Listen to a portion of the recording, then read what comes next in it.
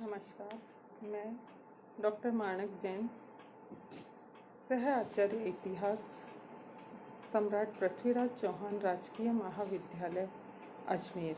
मेरा आज का विषय है पुनर्जागरण का अर्थ, पुनर्जागरण का कारण और पुनर्जागरण इटली में ही क्यों प्रारंभ हुआ। सर्वप्रथम हम ये देखेंगे कि पुनर्जागरण का अर्थ क्या है। सभ्यता और संस्कृति के विभिन्न क्षेत्रों में आशातीत विकास होने के कारण इसका अर्थ ये लगाया जाता है कि फिर से जागना। पुनर्जागरण अंग्रेजी शब्द रेनेसांस है और फ्रेंच भाषा में इसका अर्थ है पुनर्जन्म, अर्थात पुनर्जागरण मनुष्य की उपलब्धियों की ओर संकेत करता है। इस आंदोलन के परिणाम स्वरूप जनसाधारण क्रमशः परलोक में रुचि कम रखने लगा और इस लोक के विषयों में ज़्यादा रुचि और जिज्ञासा रखने लगा। अतः पुनर्जागरण एक उदार सांस्कृतिक आंदोलन था जिसने विज्ञान, व्यवसाय, धर्म, समाज, संस्कृति और शासन में आशातीत परिवर्तन किए।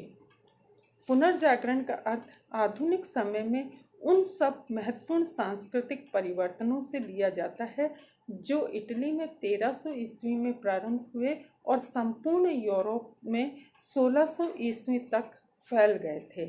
यह पुनर्जागरण किसी एक क्षेत्र में सीमित नहीं रहा, बल्कि इसने मानव समाज के प्रत्येक क्षेत्र को प्रभावित किया है।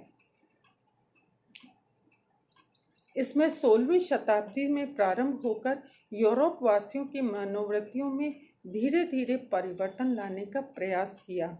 पंडित जवाहरलाल नेहरू ने पुनर्जागरण की परिभाषा इस प्रकार दी है कि पुनर्जागरण का अर्थ विद्या, कला, विज्ञान, धर्म, साहित्य का पुनर्जागरण तथा यूरोपीय भाषाओं का विकास है। पुनर्जागरण के कौन कौन से कारण थे, ये कारण देखना हमारे लिए आवश्यक है। पुनर्जागरण यूरोप की एक आकस्मिक घटना नहीं थी जो किसी अमुक विषय, अमुक दिन और अमुक घटना के आधार पर घटी हो, बल्कि इसके पूर्ण होने में अनेक सदियां लगी। डेविस ने इस बात पर विचार व्यक्त करते हुए लिखा है कि पुनर्जागरण विकास की एक क्रमिक विधि थी जिसने अपनी चरम सीमा पर पहुंचने के लिए 2 या 3 शताब्दियों का समय लिया। इस प्रकार पुनर्जागरण किसी एक कारण का परिणाम नहीं था, बल्कि विभिन्न कारणों से पुनर्जागरण प्रारंभ हुआ। पुनर्जागरण के कौन कौन से कारण थे? पहला कारण है धर्म युद्ध, दूसरा कारण है छापेखाने का आविष्कार, तीसरा कारण है कुस्तुनतुनिया पर तुर्कों का अधिकार, चौथा है मानवतावाद का विकास, अगला है नगरों का विकास और छठा है वैज्ञानिक चेतना, सातवां है भौगोलिक खोजें, आठवां है व्यापारिक क्रांति, नवां है पूंजीवाद का प्रादुर्भाव, 10वां है स्कॉलस्टिक विचारधारा का प्रभाव, विशाल मंगोल साम्राज्य की स्थापना। इन सब कारणों ने मिलकर यूरोप में पुनर्जागरण प्रारंभ किया। अब ये प्रश्न उठना स्वाभाविक ही है कि पुनर्जागरण इटली में ही क्यों प्रारंभ हुआ, ये यूरोप के अन्य देशों में क्यों नहीं प्रारंभ हुआ। तो इसके पीछे भी कुछ कारण हैं। पुनर्जागरण क्रमशः संपूर्ण यूरोप में अपना विस्तार किया। इसमें जागृति लाने का सर्वप्रथम जिन देशों का बहुमूल्य योगदान रहा, उन देशों में इटली का नाम प्रमुखता से लिया जा सकता है। अब ये प्रश्न उठना स्वाभाविक है कि पुनर्जागरण की प्रक्रिया इटली में ही क्यों प्रारंभ हुई। इस संबंध में कुछ महत्वपूर्ण बातें हैं जिन पर विचार करना इस प्रकार से आवश्यक है। पहला है, इटली के नगर ज्ञान और संस्कृति के केंद्र थे। दूसरा, इटली के नगर धनी थे। धन धान्य की कमी नहीं होने के कारण जो आधुनिक विचार थे उनको पनपने का पर्याप्त अवसर प्राप्त हुआ। नेक्स्ट है, धर्म युद्धों से जो भी लोग लौटे थे वो इटली में ही बस गए। उन्होंने इटली को ही अपना निवास स्थान बना लिया।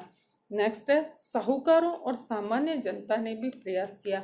ये एक शाश्वत सत्य है कि जब तक शासन, जनता और धनिक वर्ग किसी भी आंदोलन में, किसी भी व्यवस्था में सहयोग नहीं करेंगे, तब तक वे व्यवस्था या आंदोलन आगे नहीं बढ़ सकता है। तो पुनर्जागरण भी इसी का ही एक परिणाम इटली में देखा जाता है। पोप निकोलस पंचम ये बहुत ही उदारवादी व्यक्ति था और सेंट पीटर के गिरजाघर का निर्माण करने वाला यही व्यक्ति था।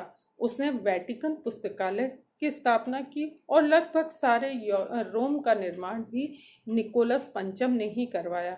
पुस्तकों के अनुवाद का कार्य उसकी देखरेख में होता था। उसने रोम में उल्लेखनीय विद्वानों, कलाकारों को आमंत्रित किया। लॉरेंजो यद्यपि पोप की सत्ता का विरोधी था, फिर भी पोप ने इस कार्य के लिए उसे आमंत्रित किया, अनुवादों और अपने अनुवादकों में शामिल किया। तुर्कों के विरुद्ध धर्म युद्धों को आयोजित करने वाला भी निकोलस पंचम ही था। अगला है रोम का लैटिन साहित्य का केंद्र होना। इटली में विभिन्न जातियों का होना। इस प्रकार इटली से प्रारंभ पुनर्जागरण के उपयुक्त आधारों को ही आधुनिक विश्व के इतिहास में श्री एस.सी. गुप्ता, व्यापारिक समृद्धि, धनी मध्यम वर्ग का उदय, रोमन संस्कृति का आधार, विदेशी संस्कृतियों से संपर्क, नगरीय जीवन का उन्मेष, स्वतंत्र राज्यों का उदय, पोप और ईसाई धर्म की गिरती प्रतिष्ठा तथा धर्मनिरपेक्ष शिक्षा का आरंभ, मानवतावाद का उदय, दक्षिण पूर्वी यूरोप पर तुर्कों के निरंतर होने वाले आक्रमण तथा विभिन्न जो स्थानीय तत्व थे, उन्होंने भी अपना महत्वपूर्ण योगदान इसमें दिया। इस प्रकार इसका प्रभाव कला, साहित्य, संस्कृति, विज्ञान, धर्म, राजनीति, दर्शन आदि विभिन्न क्षेत्रों में हमें दिखाई पड़ता है। इस प्रकार पुनर्जागरण विश्व के इतिहास की एक महत्वपूर्ण घटना मानी जाती है, जिसने संपूर्ण विश्व को प्रभावित किया। अगले लेक्चर में हम देखेंगे कि पुनर्जागरण काल में साहित्य की उन्नति कैसे हुई, विज्ञान की उन्नति कैसे हुई और इन सब उन्नतियों का हमारे आधुनिक विश्व पर क्या प्रभाव पड़ा। धन्यवाद।